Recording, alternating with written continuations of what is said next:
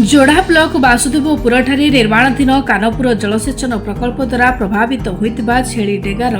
ऐतिहासिक शैवपीठ बाबा धवलेश्वर महादेव आज नूतन करी कॉलोनी होता धुबुलाबेड़ा ग्राम को विस्थापित कॉलोनी को स्थानांतर कर ग्रामवासी मध्य आनंद उल्लासर सह संकीर्तन रोषणी कर देखा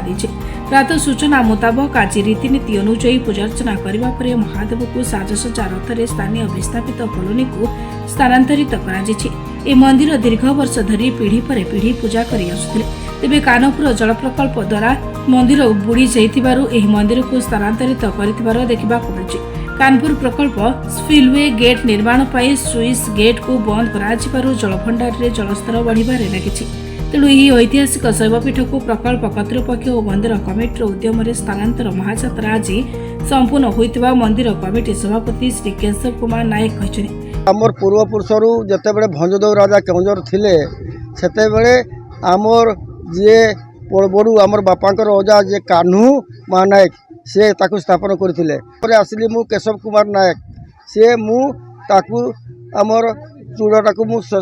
मारी मंदिर संपूर्ण कली। आमर जो कानपुर विस्थापित एरिया आम हेलु आमर जो ग्राम 19टा ग्राम बुढ़ी अंचल आमर गणना होती सरकार नहीं से आम ठाकुर को से मते ठाकुर आम तो भक्त नुहे सार आम हूँ सेवक आम पूर्वपुरुष हूँ 4 पीढ़ी है आमर कर मत स्वप्न दोष है मत भक्त सेवक मत नहीं जा मोर तो कूड़ से तार गोटे जगह संरक्षण करी मंदिर तोड़ना करी नहीं स्थापन करुँ। बलभद्र नारायण भवन जिते रिमणी ब्राह्मण शासन प्रतिष्ठा कले ए दंडपाटा थी आमर भूया पीढ़ भूया मान शासन चलता तेणु तांकर पुरोहित हिसाब से जो धरणीधर नायक आमर प्रजामणि करते से समय आमको ये स्वतंत्र जमी देकरी ए दंडपाट पुरोहित घोषणा कला